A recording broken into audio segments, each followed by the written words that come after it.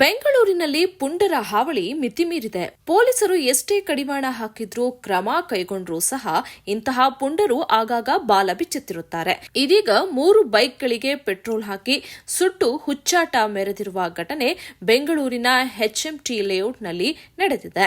ಯಾರೂ ಇಲ್ಲದ ವೇಳೆ 3 ದ್ವಿಚಕ್ರ ವಾಹನಗಳಿಗೆ ಬೆಂಕಿ ಹಚ್ಚಿ ಹುಚ್ಚಾಟ ಮೆರೆದಿದ್ದಾರೆ. ಉತ್ತರ ಭಾರತದ ವಿದ್ಯಾರ್ಥಿಗಳ ಬೈಕ್ಗಳೇ ಈ ಒಂದು ಪುಂಡರಿಗೆ ಮೇನ್ ಟಾರ್ಗೆಟ್ ಆಗಿದೆ. ಅತ್ಯಾಚಾರ ಆರೋಪ ಪ್ರಕರಣದಲ್ಲಿ ಜಾಮೀನು ಕೋರಿ ಅರ್ಜಿ ಸಲ್ಲಿಸಿದಂತಹ ಬಿಜೆಪಿ ಶಾಸಕ ಮುನಿರತ್ನ ಅರ್ಜಿ ವಿಚಾರಣೆಯನ್ನು ಬೆಂಗಳೂರಿನ ಜನಪ್ರತಿನಿಧಿಗಳ ಕೋರ್ಟ್ ನಡೆಸಿದ್ದು, ಜಾಮೀನು ಅರ್ಜಿ ವಿಚಾರಣೆಯನ್ನು ಸೆಪ್ಟೆಂಬರ್ 25ಕ್ಕೆ ಮತ್ತೆ ಮುಂದೂಡಿದೆ.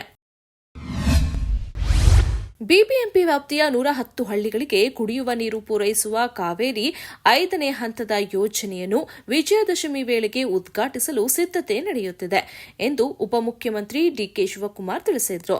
ಕನಕಪುರ ತಾಲೂಕಿನ ಹಾರೋಹಳ್ಳಿಯಲ್ಲಿರುವ ಕಾವೇರಿ 5ನೇ ಹಂತದ ಜಲರೇಚಕ ಯಂತ್ರಾಗಾರ ವೀಕ್ಷಿಸಿದ ನಂತರ ಅವರು ಸುದ್ದಿಗಾರರೊಂದಿಗೆ ಮಾತನಾಡಿದರು. ಮೈಸೂರು ದಸರಾ ಆನೆಗಳು ಕಾಡಿನಿಂದ ನಾಡಿಗೆ ಬಂದು ಅರಮನೆಯಲ್ಲಿ ದಸರಾ ಮಹೋತ್ಸವ ಸಿದ್ಧತೆಯಲ್ಲಿ ಪಾಲ್ಗೊಳ್ಳಲು ಬೀಡು ಬಿಟ್ಟಿದ್ದಾವೆ. ಈ ಆನೆ ಮುಂದೆ ಅನೇಕ ಪ್ರವಾಸಿಗರು, ಅಧಿಕಾರಿಗಳು ಫೋಟೋ ತೆಗೆದುಕೊಳ್ಳುವುದು, ರೀಲ್ಸ್ ಮಾಡುವುದು ಕಂಡುಬಂದಿತ್ತು. ಆದ್ದರಿಂದ ಆನೆಗಳು ಬೆದರಿ ಅದರಿಂದ ಅನಾಹುತವಾಗುವ ಸಂಭವ ಇರುವುದರಿಂದ ರಾಜ್ಯ ಸರ್ಕಾರ ಮೈಸೂರು ದಸರಾ ಆನೆಗಳ ಮುಂದೆ ಫೋಟೋ, ರೀಲ್ಸ್ ಮಾಡುವುದನ್ನು ನಿಷೇಧಿಸಿ ಆದೇಶಿಸಿದೆ.